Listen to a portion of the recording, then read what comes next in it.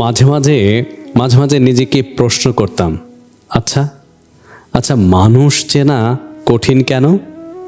মানুষ কেনই বা আমাকে ঠকায়?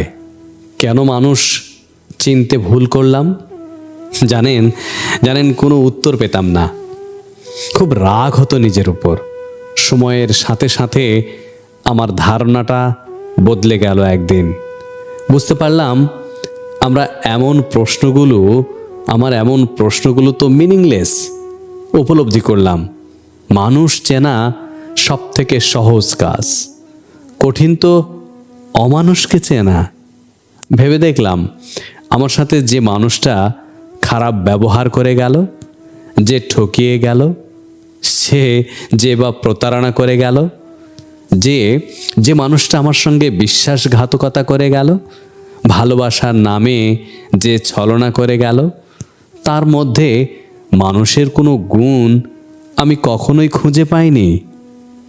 যার মধ্যে মানবিকতা নেই, যার মধ্যে সহানুভূতি নেই, যার মধ্যে সহমর্মিতা নেই, যার মধ্যে কোনো কৃতজ্ঞতা নেই, যার মধ্যে অপরাধ বোধ নেই, সে আবার কিসের মানুষ?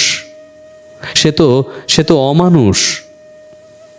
যার মধ্যে কৃতজ্ঞতা নেই, বিশ্বাসঘাতক, যার মধ্যে কোনো অপরাধ বোধ নেই, সে মানুষ হতে পারে না।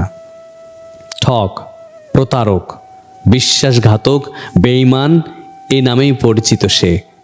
এদেরকে চেনা কঠিন। মানুষকে বিশ্বাস করি, আমি মনে প্রাণে বিশ্বাস করি।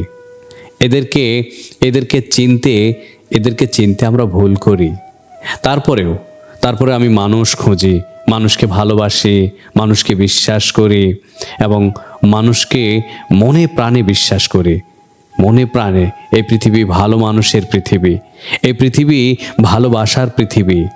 চালে চালে কাঁকড় তো থাকবেই, খেতে গিয়ে হয়তো দাঁতেও লাগবে, তারপরেও কাঁকড় বেছেই তো খেতে হবে, তাই না?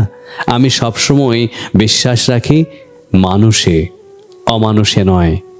অমানুষকে চেনা কঠিন।